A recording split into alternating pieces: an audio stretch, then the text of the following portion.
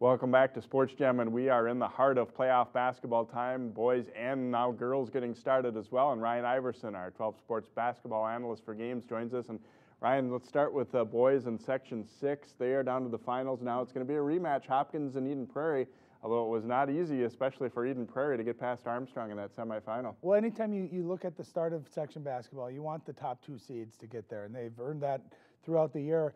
But I thought Hopkins with that number 3 seed, the Minnetonka, I thought that would be an interesting game. Unfortunately for the Skippers, they lost a first-round matchup. And then Eden Prairie squeaks by Armstrong in a very thrilling basketball game. So you got the top 2 seeds again. They're very familiar with each other.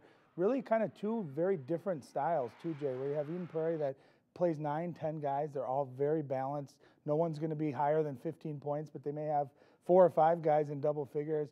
And Hopkins is so athletic. They're not quite as deep, but they're just very skilled, and they have such a pedigree of winning.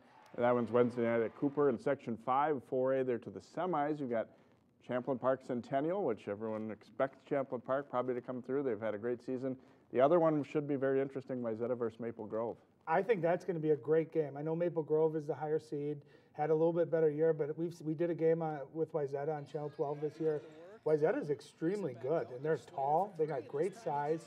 Maple Grove, as we've talked about throughout the year, Brad Davison really is the key. And I look at when you have a great player who's a point guard, is other teams, what do they try to take away from Brad?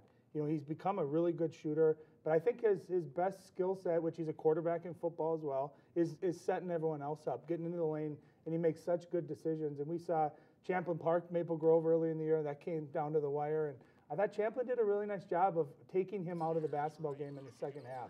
And so I think if he's able to control the basketball, control the pace, get to where he wants to do, and if he can score 20 points but have 10 to 12 assists, I think they're good enough, Jay, to really give Champlain a run if they make it to the finals this year.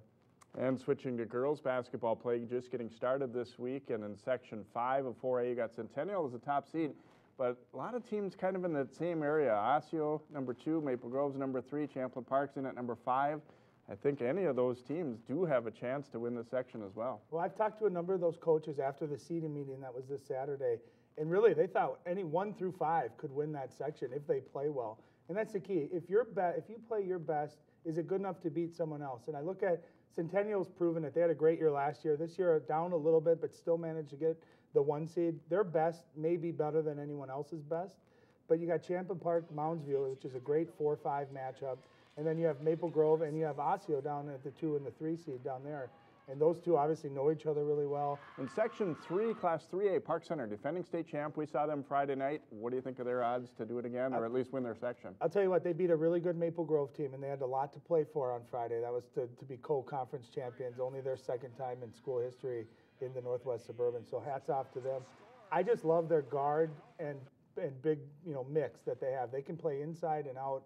They're deep, they're quick, they can shoot the ball, even though they didn't shoot it well Friday night.